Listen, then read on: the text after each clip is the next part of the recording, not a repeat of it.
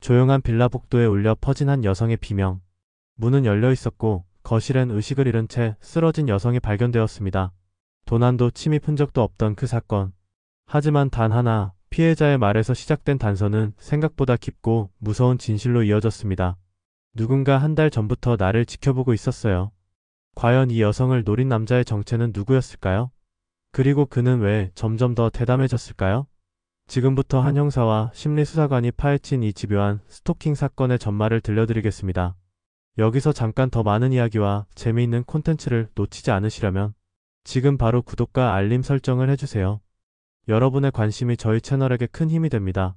11월 말 차가운 바람이 불던 밤, 솔빛 빌라 2층 복도에 비명소리가 울려 퍼졌다. 오후 11시 30분경 202호에 살고 있던 대학생 박지영이 과제를 하다가 옆집에서 들려오는 소리에 놀라 문을 열어보았다. 복도는 어둠에 쌓여 있었고 201호 문이 살짝 열려 있는 것이 보였다. 여보세요? 괜찮으세요? 박지영이 조심스럽게 불러보았지만 아무런 대답이 없었다. 201호에는 30대 직장인 김수진이 혼자 살고 있었다. 평소 조용한 성격으로 이웃들과 큰 교류는 없었지만 예의 바르고 성실한 사람으로 알려져 있었다. 박지영은 혹시 모를 상황을 대비해 112에 신고했다. 솔빛 빌라에서 비명소리가 들렸다고요? 지금 출동하겠습니다.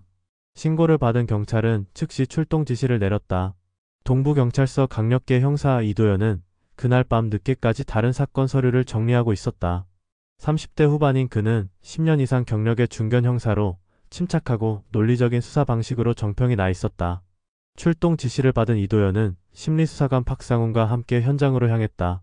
박상훈은 40대 초반의 심리학 박사로 3년 전부터 경찰청 심리수사팀에서 일하고 있었다. 범죄자의 심리 분석과 프로파일링에 뛰어난 능력을 가진 그는 여러 어려운 사건들을 해결하는 데 기여해왔다. 솔빛 빌라에 도착한 두 사람은 즉시 201호를 확인했다.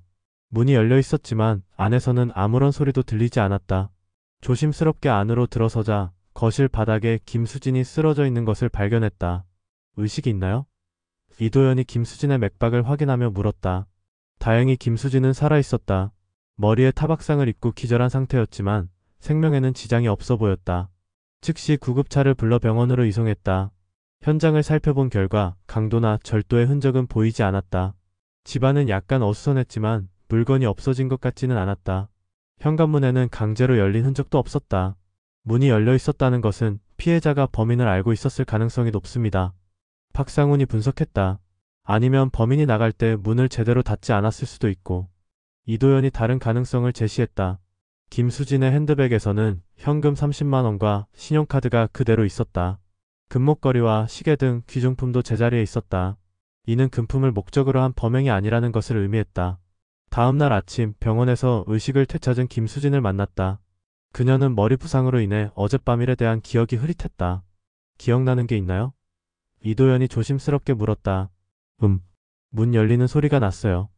그래서 누군가 왔구나 생각했는데 그 다음은 잘 기억이 안 나요. 혹시 누군가 올 예정이었나요? 아니요. 약속은 없었어요.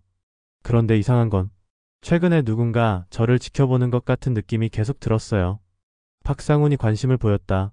언제부터 그런 느낌이 들었나요? 한 달 정도 됐을까요? 처음에는 그냥 기분 탓인 줄 알았는데 점점 확실해지더라고요. 특히 퇴근길에 누군가 따라오는 것 같았어요. 이 증언은 중요한 단서였다. 스토킹이 폭행으로 이어진 사건일 가능성이 높았다. 두 형사는 김수진의 주변 인물들을 조사하기 시작했다. 김수진은 중견 IT 회사에서 일하는 시스템 관리자였다. 직장 동료들은 그녀를 성실하고 조용한 사람이라고 평가했다. 특별히 갈등을 빚은 사람도 없었고 최근에 이상한 행동을 보인 동료도 없었다. 수진 씨가 스토킹 당한다고 말한 적 있나요? 박상훈이 김수진의 팀장에게 물었다. 아, 그런 얘기 들었어요. 한 달 전쯤부터 누군가 자꾸 따라다닌다고 하더라고요. 그래서 일찍 퇴근하지 말고 동료들과 함께 나가라고 했었는데 김수진의 개인적인 인간관계도 조사했다. 현재 교제하는 남자친구는 없었고 최근에 헤어진 남자친구도 없었다. 가족관계도 원만했다. 그런데 솔빛 빌라 주민들을 조사하는 과정에서 흥미로운 증언이 나왔다. 1층에 사는 김영수 씨가 최근 며칠 동안 이상한 남자를 목격했다고 했다. 사나흘 전부터 밤마다 빌라 앞에서 서성이는 남자가 있었어요. 키가 크고 마른 체형이었는데 항상 후드티를 입고 있더라고요. 그 남자를 자세히 본 적 있나요? 이도현이 물었다. 어젯밤에 잠깐 봤는데 30대 정도로 보였어요. 그런데 얼굴은 잘 안 보였어요. 후드를 깊숙이 쓰고 있어서. 이 증언에 따르면 범인은 며칠 동안 김수진을 지켜본 후 범행을 저질렀을 가능성이 높았다. 박상우는 이를 바탕으로 범인의 프로파일을 작성하기 시작했다. 계획적인 범행입니다. 며칠 동안 관찰한 후 피해자의 생활 패턴을 파악하고 범행 시점을 정했을 거예요. 박상훈이 분석했다. 그런데 왜 죽이지 않고 기절만 시켰을까요? 이도현이 의문을 제기했다. 그게 중요한 포인트입니다. 살인이 목적이 아니라 다른 목적이 있었을 가능성이 높아요. 아니면 갑자기 방해를 받아서 계획이 틀어졌거나 비명소리를 들었다는 박지영의 증언을 다시 들어보았다. 그녀는 비명소리 직후 복도로 나왔고 그때 201호 문이 열려 있었다고 했다. 이는 범인이 박지영이 나오는 소리를 듣고 급히 도망갔을 가능성을 시사했다. 범인은 아마 더 큰 범죄를 계획했었을 거예요. 하지만 이웃의 방해로 계획이 틀어져서 급히 도망간 것 같습니다. 박상훈이 추론했다. 솔빛 빌라 주변의 폐쇄회로 영상을 확인했지만 화질이 좋지 않아 범인의 얼굴을 명확히 식별하기는 어려웠다. 다만 사건 당일 밤 11시 40분경 빌라에서 뛰어나가는 한 남성의 모습이 포착되었다. 키가 180cm 정도, 마른 체형의 검은색 후드티를 입고 있네요. 이도현이 영상을 분석했다. 하지만 얼굴은 후드로 가려져 있어 신원 확인은 불가능했다. 그는 빌라에서 나온 후 골목길로 사라져 더 이상 추적할 수 없었다. 수사 이틀째 중요한 단서가 발견되었다. 김수진의 집 현관 앞에서 담배꽁초가 발견된 것이다. 김수진은 비흡연자였고 빌라 내에서도 흡연을 금지하고 있어 누군가 몰래 피운 것으로 보였다. 담배꽁초에서 DNA를 추출해 분석한 결과 범죄자 데이터베이스에서 일치하는 대상을 찾을 수 있었다. 놀랍게도 그 DNA의 주인은 이전에 스토킹과 주거침입 전과가 있는 최민석이라는 38살 남성이었다. 최민석의 신원이 확인되자 수사진은 즉시 그의 거주지를 파악하려 했다. 하지만 주민등록상 주소지에는 이미 석 달 전에 이사를 간 상태였다. 집주인에 따르면 최민석은 갑자기 보증금도 포기하고 야반도주했다고 했다. 정말 이상한 사람이었어요. 평소에 말도 거의 안 하고 밤에만 나다니고 그랬거든요. 그런데 어느 날 갑자기 짐을 싸서 사라지더라고요. 집주인이 말했다. 이도현과 박상우는 최민석의 과거 범죄 기록을 자세히 분석했다. 그는 지난 10년간 총 5차례 스토킹과 주거침입으로 처벌받았다. 모두 20대에서 30대 여성을 대상으로 한 범죄였다. 특히 주목할 점은 그의 범행 패턴이 점점 악화되고 있다는 것이었다. 처음에는 단순한 스토킹이었는데 점점 주거침입, 폭행까지 발전하고 있어요. 박상훈이 분석했다. 이번 사건도 그 연장선상에서 일어난 것 같군요. 그런데 왜 갑자기 행방을 감췄을까요? 이도현이 의문을 제기했다. 아마 자신의 행동이 점점 통제 불가능해지고 있다는 것을 느꼈을 거예요. 범죄 강도가 높아지면서 처벌에 대한 두려움도 커졌을 테고. 최민석의 직장도 조사했다. 그는 한 달 전까지 청소용역 업체에서 일했지만 갑자기 그만두었다고 했다. 회사 관계자는 최민석이 평소 동료들과 어울리지 않고 혼자 다니는 타입이었다고 증언했다. 최 씨는 말이 별로 없었어요.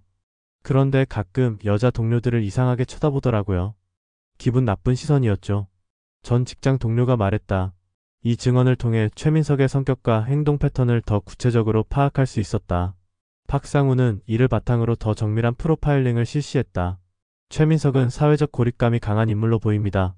여성에 대한 왜곡된 환상을 가지고 있고 점점 그 환상을 현실에서 실현하려는 충동이 강해지고 있어요. 한편 김수진의 상태는 점차 호전되고 있었다. 의사는 며칠 더 관찰이 필요하지만 큰 후유증은 없을 것이라고 했다. 이도현은 김수진에게 더 자세한 증언을 들으려 했다.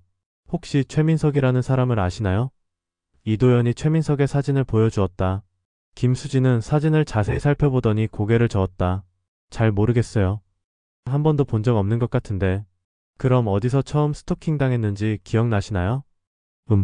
처음에는 회사 근처에서였던 것 같아요. 퇴근길에 누군가 따라오는 느낌이 들었거든요. 김수진의 회사는 시내 중심가에 있는 대형 빌딩이었다. 수많은 사람들이 드나드는 곳이라 특정 인물을 찾기는 어려웠다. 하지만 이도현은 혹시 모를 단서를 놓치지 않기 위해 회사 주변 상가들을 모두 돌아다녔다. 김수진의 회사에서 200m 떨어진 곳에 있는 카페 사장이 중요한 증언을 했다. 아, 그 여자분 아는데요. 가끔 커피 사러 오시는 분이죠. 그런데 최근에 이상한 남자가 그분 뒤를 따라다니는 걸 봤어요. 언제쯤 봤나요? 한 달 전쯤부터요. 그 여자분이 커피 사고 나가면 잠깐 후에 그 남자도 따라 나가더라고요. 처음에는 우연인 줄 알았는데 몇 번 반복되니까 이상하더라고요. 카페 사장이 묘사한 남자의 특징은 최민석과 일치했다. 키가 크고 마른 체형에 항상 후드티나 모자를 쓰고 다녔다고 했다. 이 증언을 통해 최민석이 한 달 전부터 김수진을 스토킹하기 시작했다는 것이 확인되었다. 그런데 문제는 그가 김수진을 어떻게 알게 되었는지였다. 둘 사이에는 아무런 접점이 없어 보였다. 박상우는 최민석의 행동 패턴을 분석해 보았다. 스토킹 범죄자들은 대부분 우연한 계기로 피해자를 선택합니다. 길에서 우연히 마주쳤거나 어디서 본 적이 있다든지. 이도영과 박상우는 김수진의 일상 동선을 따라가며 최민석과의 접점을 찾으려 했다. 김수진이 자주 가는 마트, 헬스장, 도서관 등을 모두 조사했다. 그 결과 놀라운 사실을 발견했다. 김수진이 다니는 헬스장에서 한 달 전까지 청소 용역 일을 한 업체가 바로 최민석이 일했던 회사였다. 최민석이 헬스장 청소를 할 때 김수진을 본 것 같습니다. 이도현이 추론했다. 헬스장 관리자에게 확인한 결과 최민석은 새벽 시간대에 청소를 담당했다고 했다. 김수진은 아침 일찍 운동을 하는 편이어서 둘이 마주쳤을 가능성이 높았다. 최 씨가 일할 때 이상한 행동한 적 있나요? 박상훈이 물었다. 글쎄요. 딱히 이상한 건 없었는데 여자 회원들이 운동할 때 자꾸 쳐다보긴 했어요. 그래서 주의를 준 적도 있었고요. 이제 최민석이 김수진을 스토킹하게 된 경위가 명확해졌다. 헬스장에서 그녀를 보고 집착하기 시작한 것이다. 문제는 그의 현재 행방이었다. 수사진은 최민석의 휴대폰 위치 추적을 시도했지만 휴대폰이 꺼져 있어 위치를 파악할 수 없었다. 신용카드 사용 내역도 한 달 전부터 없었다. 마치 세상에서 사라진 것 같았다. 아마 현금으로만 생활하고 있을 거예요. 추적을 피하기 위해서죠. 박상훈이 분석했다. 그런데 사흘 후 중요한 제보가 들어왔다. 시내 한 찜질방에서 최민석을 목격했다는 신고였다. 찜질방 직원이 뉴스에서 본 사진과 비슷한 남자가 며칠째 머물고 있다고 신고한 것이다. 언제부터 있었나요? 이도현이 급히 찜질방으로 가서 물었다. 사나흘 됐을 거예요. 계속 구석에 혼자 있고 밥도 거의 안 먹고 그러더라고요. 좀 이상해서 신경 쓰고 있었는데. 하지만 수사진이 도착했을 때는 이미 최민석이 사라진 후였다. 찜질방 직원에 따르면 1시간 전쯤 갑자기 나가더라고 했다. 혹시 뉴스 보고 도망간 것 같나요? 박상훈이 물었다. 그럴 수도 있어요. 아까 로비에서 뉴스가 나왔거든요. 자기 얼굴 나오는 걸 봤을 수도 있고. 최민석은 다시 행방을 감췄다. 하지만 이번에는 그가 시내에 숨어 있다는 것을 확인했다.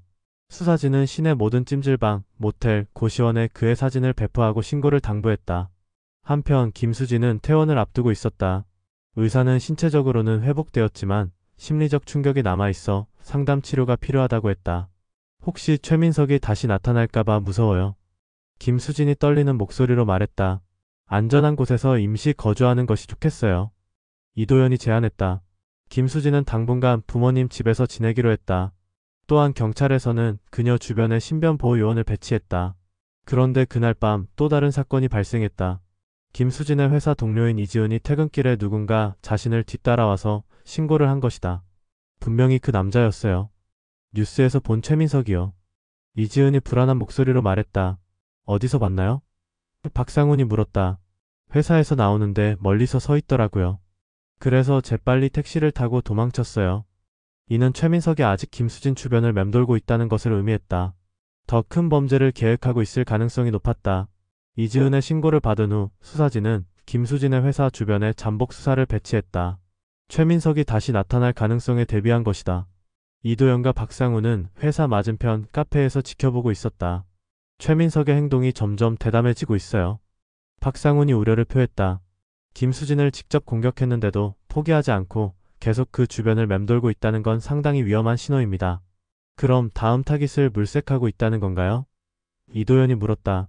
그럴 가능성이 높아요. 아니면 김수진에 대한 집착이 너무 강해서 다시 접근하려는 것일 수도 있고.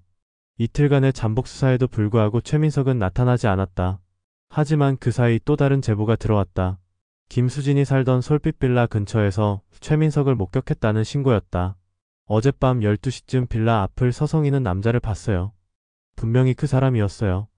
근처 편의점 사장이 증언했다. 수사진은 즉시 솔빛 빌라 주변으로 이동했다. 하지만 이미 최민석은 사라진 후였다. 다만 중요한 단서 하나를 발견했다. 빌라 뒤편 골목에서 담배꽁초 몇 개가 발견된 것이다. 이 담배 브랜드는 이전에 김수진 집 앞에서 발견된 것과 같네요. 이도현이 확인했다. 담배꽁초들의 상태로 보아 최근 며칠 동안 여러 번 이곳에서 흡연한 것으로 보였다. 최민석이 지속적으로 이 지역을 감시하고 있다는 증거였다. 박상우는 최민석의 행동 패턴을 다시 분석했다. 그가 계속 이 지역을 벗어나지 않는 이유가 있을 거예요. 김수진에 대한 집착이 상상 이상으로 강할 수 있습니다.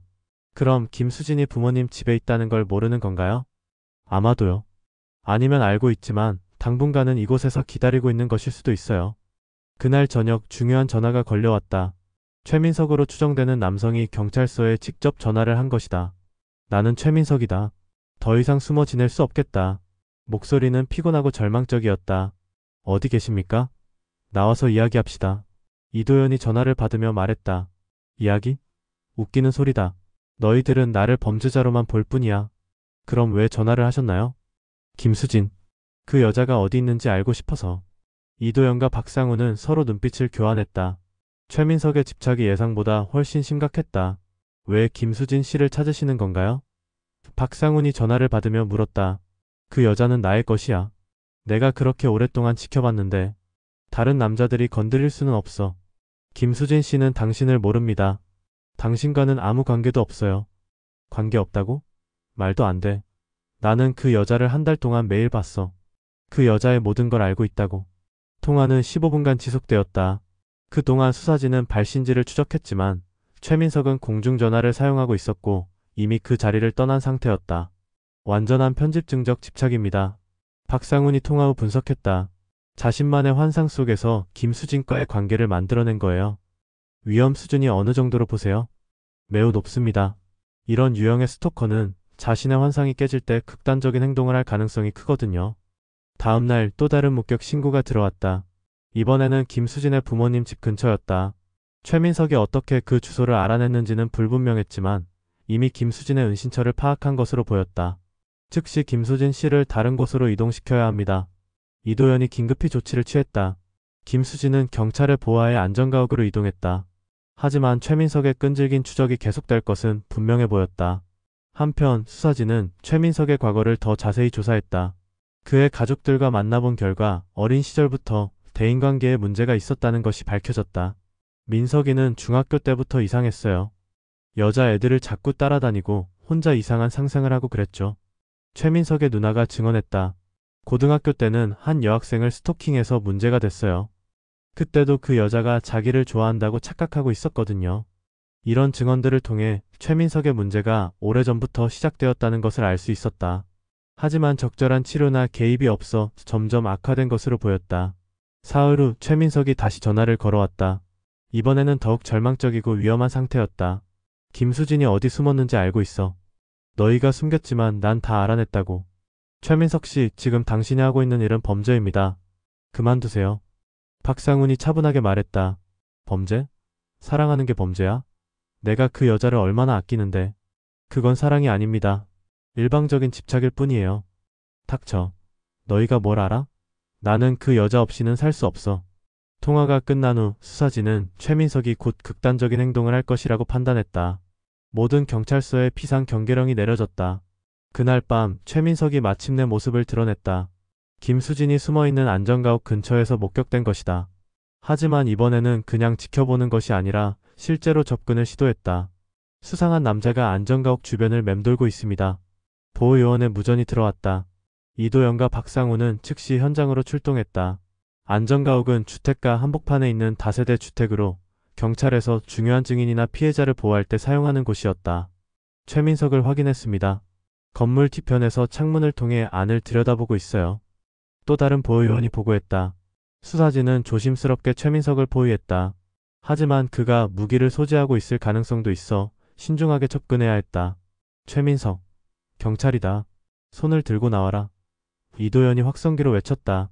최민석은 갑자기 뒤돌아보더니 담벼락을 넘어 도망가기 시작했다. 수사진이 뒤를 쫓았지만 그는 미로 같은 골목길을 누비며 계속 도망쳤다. 놓치면 안 됩니다. 이번이 마지막 기회일 수도 있어요. 박상훈이 숨을 헐떡이며 말했다. 추격전은 30분간 계속되었다. 최민석은 지역을 잘 아는 듯 능숙하게 도망쳤지만 결국 막다른 골목에 몰렸다. 막다른 골목에 몰린 최민석은 벽을 등지고 서 있었다. 그의 손에는 작은 칼이 들려 있었고 눈빛은 완전히 광기에 사로잡혀 있었다. 10분간의 추격으로 숨이 거칠어진 그는 마치 궁지에 몰린 야생동물 같았다. 최민석, 칼을 내려놓고 투항하세요. 이도현이 권총을 겨누며 조심스럽게 말했다. 투항? 웃기는 소리 하지 마. 나는 아무 잘못도 하지 않았어. 최민석이 칼을 휘두르며 소리쳤다. 박상훈이 한 발 앞으로 나서며 차분한 목소리로 말했다. 최민석 씨, 지금 당신이 느끼는 감정을 이해해요. 하지만 이렇게 해서는 아무것도 해결되지 않습니다. 당신들이 뭘 이해해? 내가 얼마나 김수진을 사랑하는데. 최민석의 목소리가 떨리기 시작했다. 그건 사랑이 아니에요. 당신은 김수진 씨를 물건처럼 소유하려고 했을 뿐입니다. 박상훈이 천천히 다가가며 말했다. 아니야. 나는 정말 그 여자를 사랑해. 매일 그 여자를 지켜봤어. 언제 회사에 가고 언제 헬스장에 가고 무엇을 좋아하는지 다 알고 있다고. 그런 건 사랑이 아니라 스토킹이에요. 김수진 씨는 당신을 무서워하고 있어요. 최민석의 얼굴이 일그러졌다. 무서워한다고? 그럴 리 없어. 그 여자는 분명 나를 좋아할 거야. 시간이 지나면. 이미 8년이 지났습니다. 당신은 10년 동안 여러 여성을 괴롭혀왔어요. 그때마다 같은 말을 했겠죠. 박상훈의 말에 최민석은 잠시 당황하는 표정을 보였다. 하지만 곧 다시 격분했다. 그건 그 여자들이 나를 이해하지 못했기 때문이야. 하지만 김수진은 달라. 그 여자는 특별해. 어떻게 특별한가요? 김수진 씨와 대화해본 적도 없잖아요. 대화? 대화가 뭐가 중요해? 나는 그 여자의 모든 걸 다 알아. 매일 보면서 느꼈어. 우리는 운명이야. 이도현이 조심스럽게 옆으로 이동하며 포위망을 좁혔다. 다른 경찰관들도 점차 거리를 줄여가고 있었다. 최민석 씨, 당신이 생각하는 그 운명이라는 건 일방적인 착각입니다. 박상훈이 계속 대화를 시도했다. 착각이라고? 그럼 왜 그 여자는 매일 같은 시간에 헬스장에 갔어? 나를 보려고 그런 거 아니야? 그건 김수진 씨의 일상이었어요. 당신과는 아무 관련이 없습니다. 최민석은 점점 더 흥분하고 있었다. 칼을 들고 있는 손이 떨리고 있었고 식은땀이 이마에 맺혀 있었다. 아니야. 분명히 나를 의식하고 있었어. 그날 헬스장에서 나와 눈이 마주쳤을 때 그때 느꼈어. 그 여자도 나를 좋아한다는 걸. 그건 단순히 우연히 시선이 마주친 것뿐이에요. 김수진 씨는 당신을 알지도 못했어요. 박상훈의 말이 계속될수록 최민석의 환상은 조금씩 균열이 가기 시작했다. 하지만 그 균열이 오히려 그를 더욱 위험하게 만들고 있었다.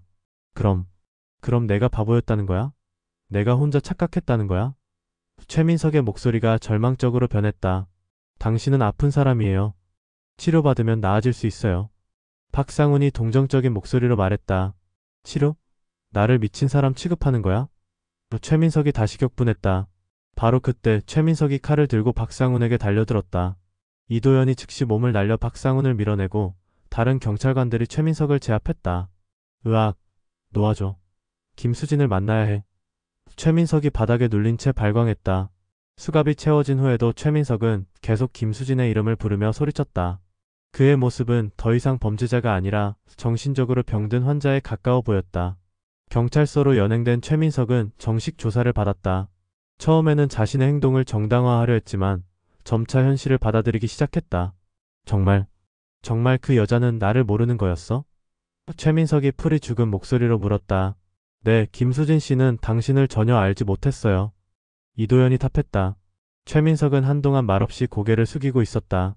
그의 한 달간의 환상이 무너지는 순간이었다. 그럼 내가 그동안 뭘 한 거야? 내가 그 여자를 무서워하게 만든 거야? 네, 그렇습니다.